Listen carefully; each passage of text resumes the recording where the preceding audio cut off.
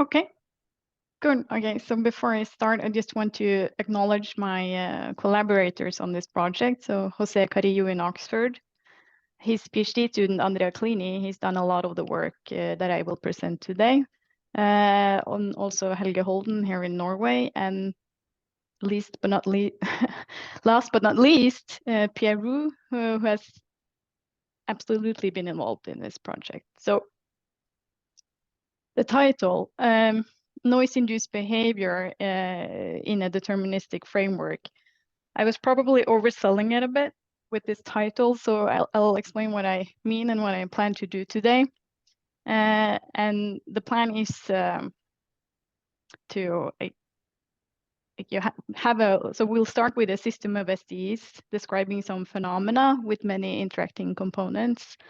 And what we'll do then is to take the mean field limit of that, so that it's like letting the number of particles go to infinity.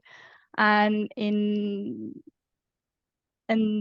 then what we will get, which you don't always get, but we will get from this mean field limit a deterministic equation, a PDE, with noise as a parameter. And this is the equation that we would like to study noise-induced behavior in. And the components in this talk will be neurons.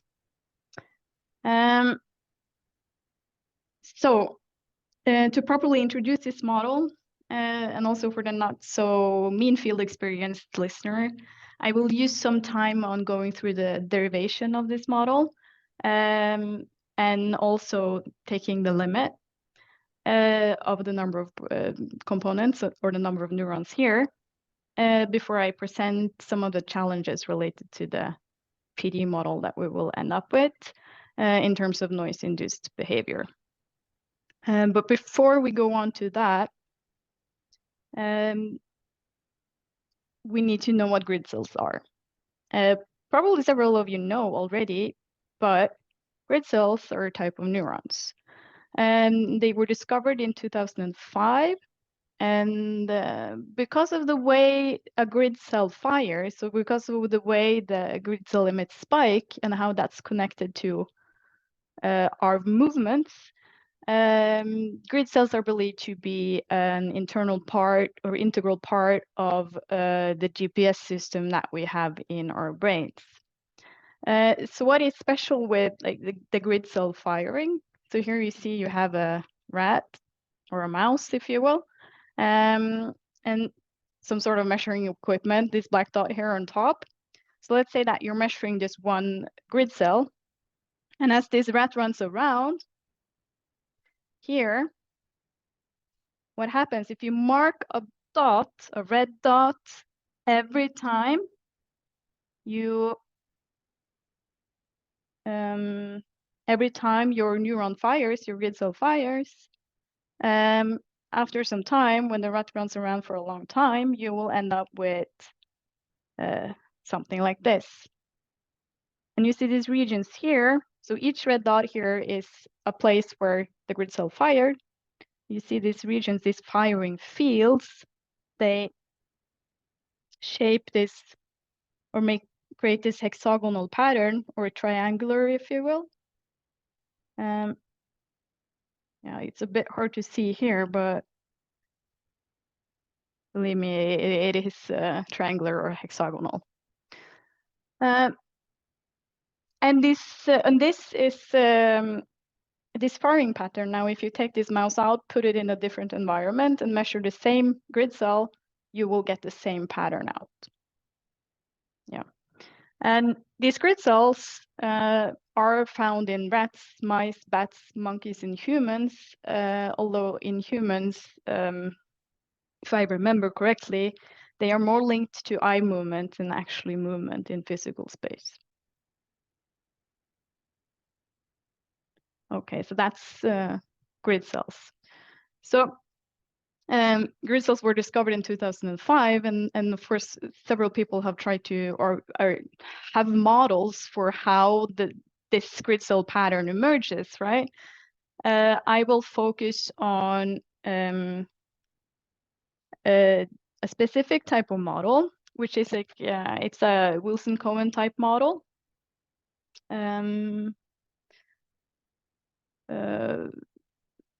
which you can find in these two papers that you see here. And this model incorporates, takes in the velocity of a mammal, and then spits out the activity level of the different grid cells that are included in the system.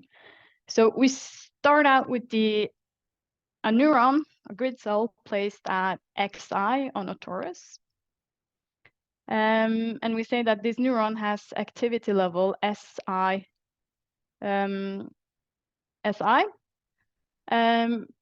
Also, it's of a specific type, of type beta. And this type here is its orientation preference. So we say we have 4 different orientation preferences. So the group of grid cells is placed into one group that likes to fire when the mouse is running towards the north, one group that likes to fire when it's running towards the east, and one group to the south and one to the west. So this neuron here belongs to one of these 4 categories here. And it receives input from each of the groups here, according to some connectivity weights. So this neuron here receives input from the activity levels of the north group with the connectivity weight Wij(n), where n stands for north and ij is position xi and position xj on the torus. And the n here is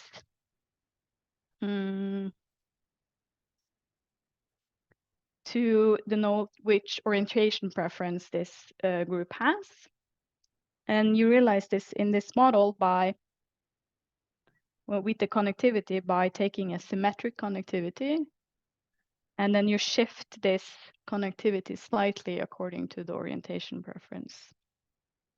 So you have connectivity maybe looking something like this, and then you do this small shift to make it not fully symmetric. And you do this according to each of the 4 orientation preferences.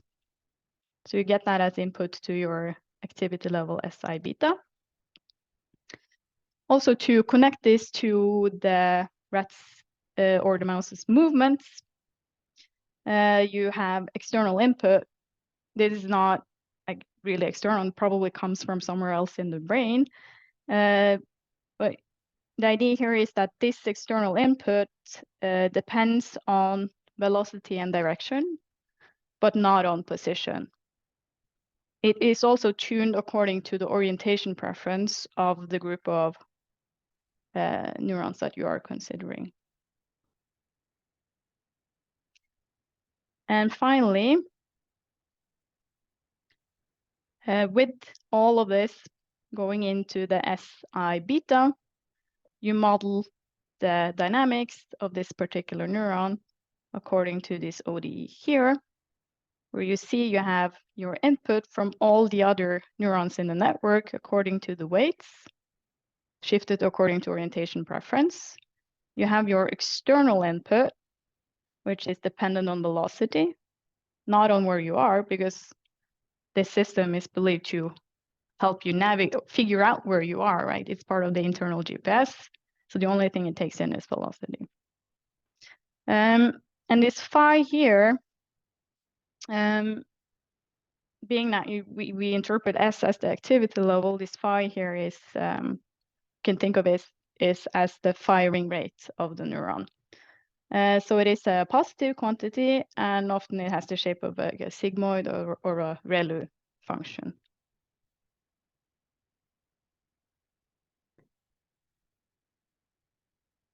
Okay, so this is the model.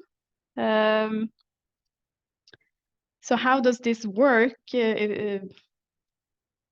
So you have your mouse that I showed you in the beginning, or rat. From your rat, you have velocity signals sent to your group of grid cells, where each of them are described by the ODE system that I showed you on the previous slide. And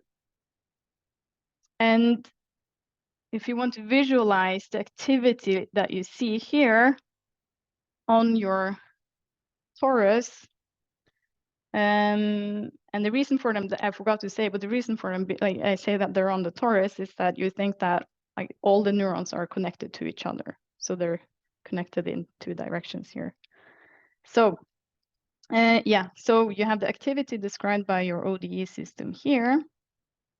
And if you put velocity input into your B, or when you visualize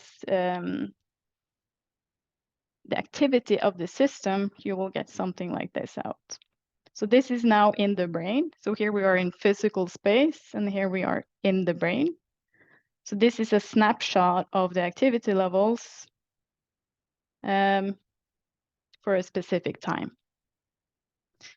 And then you take, let's say what I showed you in the beginning was the firing of one grid cell, right? So one neuron. So you take one neuron, for simplicity, take the one centered at 0, 0, and you say that you mark a red dot on your path every time your phi, so this term on the right-hand side here, for your neuron I is larger than some threshold. You can also do like a Poisson rule here if you want. Then you will get out this hexagonal firing field. So there's a relation here between physical space and then activity pattern in the brain on the torus. Okay, so to show you a GIF, which I hope you'll understand now, this is what it will look like. So here the dot is no longer green like it was in my here, but it's red. So you see, if you mark a red dot every time this dot has a phi that is above some threshold, this is what you get. And here the small blue dot is the rat running around.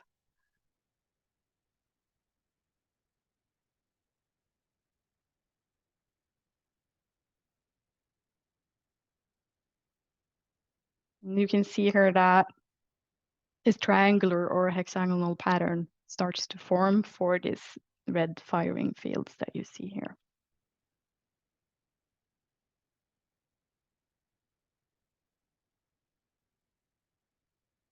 Okay.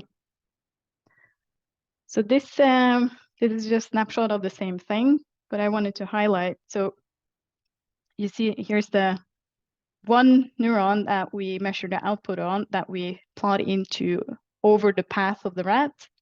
And you see, when our neuron has high activity, so when you're close to these red areas, you're in the region here where you fire. And you see when you're in a blue area, a region with low activity, there's no firing, and you continue, you're back again close to one of the high activity regions, and you see that you start firing. And then if you do this for long enough, you get the last image of the GIF I showed you with our triangulars or hexagons, if you will.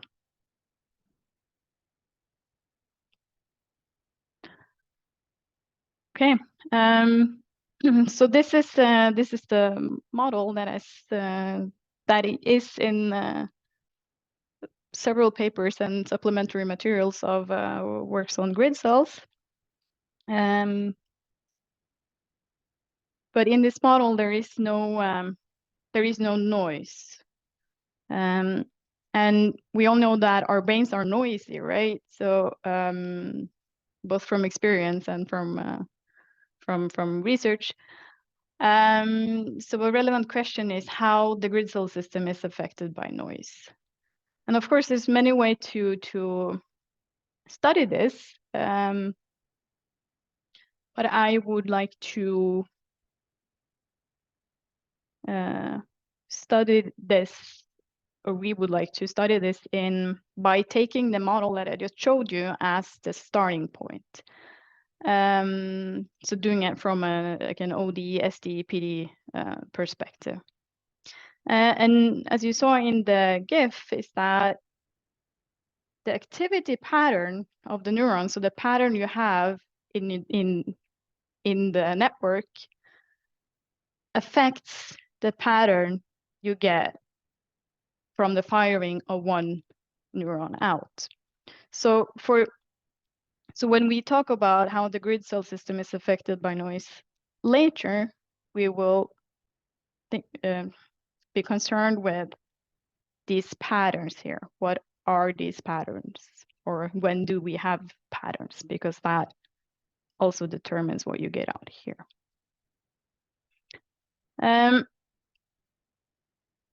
But to do this, we need a model with noise. And as I said in the beginning, we want to study noise-induced behavior in a deterministic framework. And that means deriving a PD with a noise parameter for which we can study. So let's start with the derivation of the model. So we take our system, and for simplicity here, we remove the spatial preference. This is just an illustration of how we derive the model. And then we start by reinterpreting this sum that we have here. But instead of saying that we just have one neuron with a specific activity level at each position xj on the torus, we say that at each xj we have n neurons, where all have the same weight. And this is crucial if you want to end up with like a classical PD description later on. You'll see that. Then there are many ways to add noise here.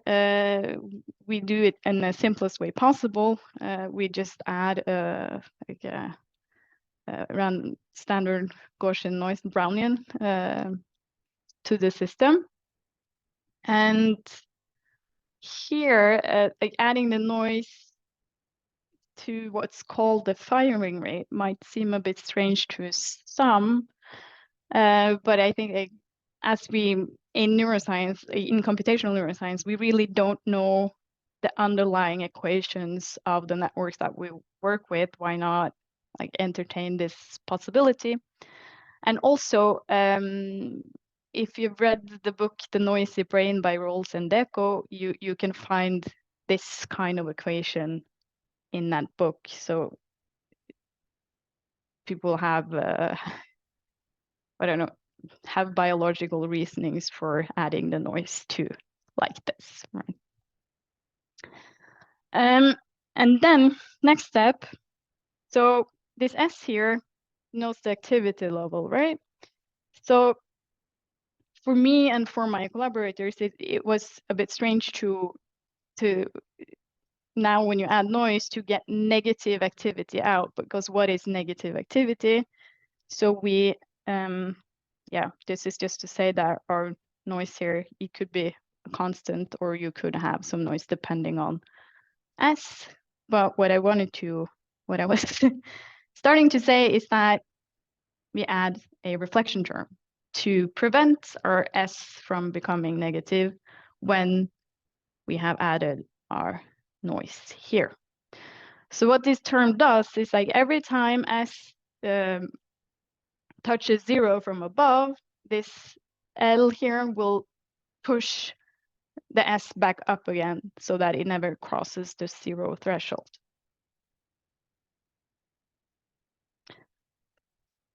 And now this system here can be associated with an empirical measure, which is a measure that tells you, which indicates when you're at a position xj on your torus with activity level sjn. And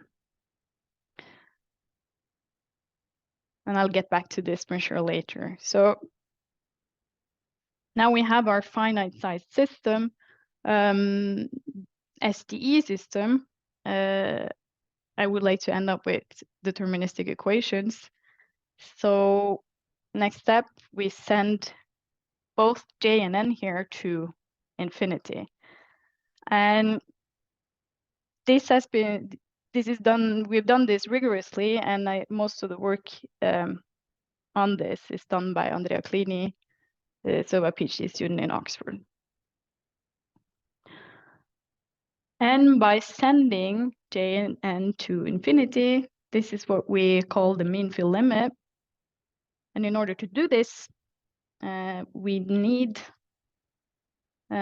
spatial correlations of our Brownians, a small spatial correlation, which is not so far-fetched taking the neuroscientific viewpoint, but we need it to ensure that this sum here is well defined in the limit, because this will turn into an integral. And as I already said, our sigma can depend on S. And the limit here, to look at the convergence of these S's towards some limiting system, we use the standard approach of Snitman coupling, which is used in aggregation, in other related neural models, and so on, which is that you compare your finite size system here with independent copies of your limiting system when you look at the convergence. And the limiting system will look like this. And you see here, the reflection term just goes to same kind of reflection term, same with the noise term here. But notice that inside our phi here, our sum over m of Sm turns into the mean with respect to our law of the process. And this is what enables us to write up a deterministic equation afterwards. If we ended up with having S here, we could of course write up a PDE, but then it would be more in like the stochastic sense of PDEs.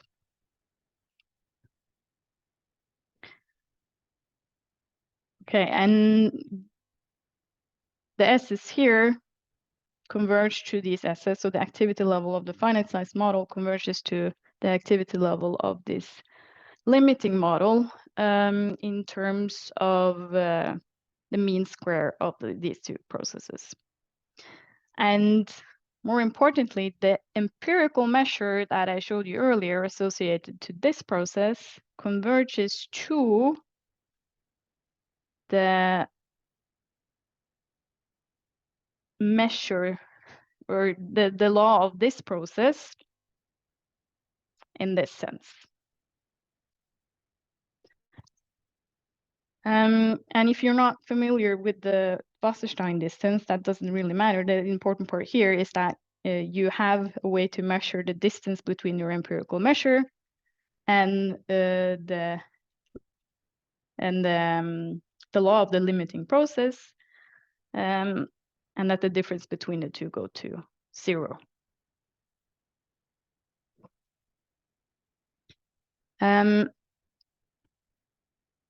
And most importantly, this law here,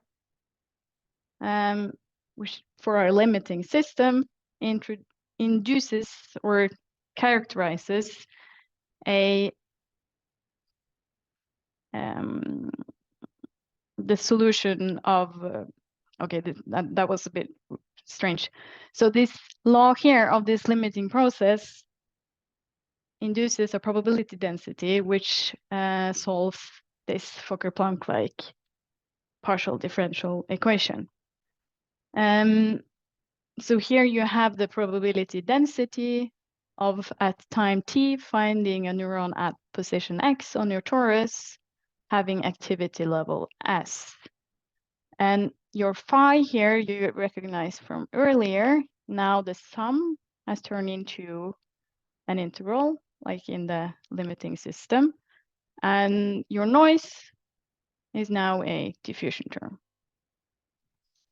And then you see that our reflection term now is this no flux boundary condition in S.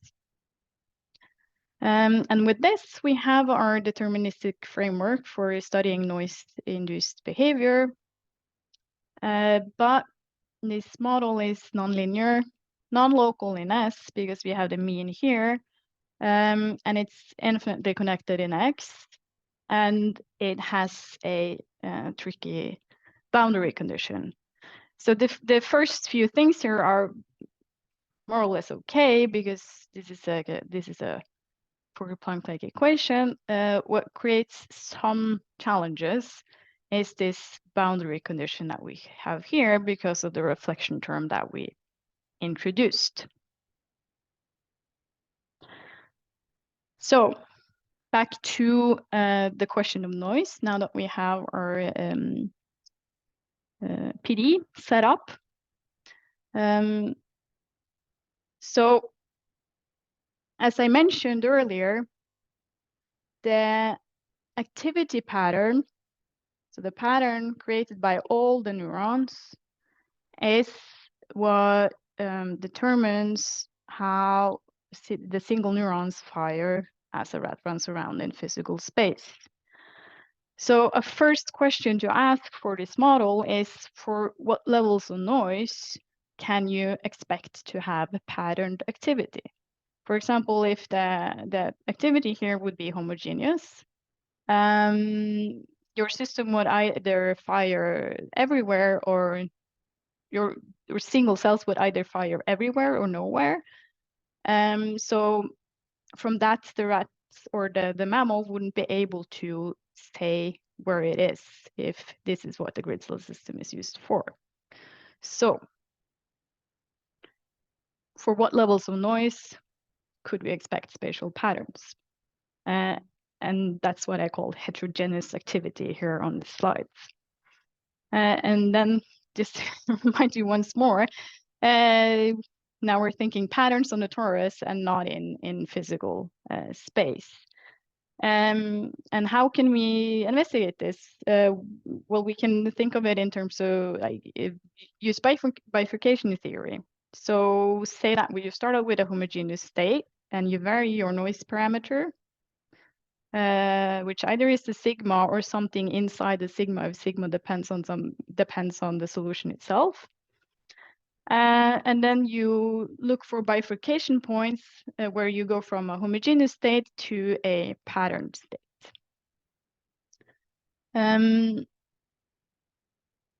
You could do this for the system without the boundary condition. If you wanted to do that, you could take your PDE, integrate it against S, and then you'll end up with this equation here for the mean of the process. This is more or less back to start. This is what we started with. And it's also an equation that is well studied. It doesn't mean that there's not still things to be discovered about this model, but there's a lot of studies relating to pattern formation here already. And least but not least, well, and finally, there's no dependence on sigma. So if you wanted to study noise-induced behavior, we wouldn't really learn anything here without the boundary condition. With the boundary condition, if we do the same thing, integrate our system against S to get an equation for the mean, you see that we end up with this term here marked in red, where our sigma, our noise, is present. And also we have a non-closed equation here because we have an equation for the mean, which depends on rho for zero activity as well. So to study this equation in terms of bifurcation theory, we cannot take this right-hand side here and use that as our functional to study to see when we get patterns as we vary the sigma. So we have to come up with a different functional. Also, if you wanted to say something about stability, in this system here, you could just linearize this equation and you get at least linear stability out for free. Here, as you cannot use this functional directly, linear stability also becomes a bit more tricky. But you can do it in terms of what's called the relative entropy. Okay. So setting up the framework properly, I'm not going to show you that. Just believe me when I say that we have a functional that we can study. And for this functional, you can find the existence of patterned stationary states for sigma small enough. So when the noise level is small enough, you have heterogeneous activity, which is what you would expect. So if you have very small levels of noise, your system gives you some pattern states back. And as you can, so these are patterns for the mean of the activity levels for 3 different values of sigma. But as you can see here, none of these patterns will result in these hexagonal firing fields in physical space that we saw earlier. But at least we know there exists patterns. Okay, so to sum up, what do we know about this model this far? And then I'm thinking what we know in terms of proofs, because more can of course be said if you do numerical simulations. We have a rigorous mean fill limit of the system, which I derived or explained briefly to you. Also, we know there exists pattern states for this model for the activity, and pattern states, as I mentioned, is crucial in this model for the mammal to know where it is, because you need pattern states to have firing that depends on where you are. Also, I did not talk about this, but linear and local nonlinear stability of the spatially homogeneous states we have shown for large enough sigma. So that means that if there is too much noise, the mammal will not be able to navigate at all. And finally, a few challenges. So the hexagonal pattern, that's the pattern that we would like to show exists. We see it in numerical experiments. It is a bit tricky here because the torus that our pattern is on is a square, and you cannot tile a square with perfect hexagons. So the pattern you actually get is not fully hexagonal. So one possibility here is, of course, to use a different domain than the square torus, but that would give you other challenges again, I guess. And the second thing, when you connect your system here to the rat's movements, what we saw in the GIF is that our pattern sort of translates in time. Not fully, it does change a bit when you start dragging it in different directions because of the nonlinear dynamics. But how stable is this with respect to how fast the rat is running, for example? That would also be an interesting thing to look at in the future. And the last thing, which people are a bit about, is the boundary condition. So this reflection term, I know it's not everyone's cup of tea to have this reflection term there, but at least it creates some interesting mathematics. And maybe since we don't know the underlying equations from first principles, maybe it also makes sense from a biological viewpoint. Okay, that was everything. Thank you.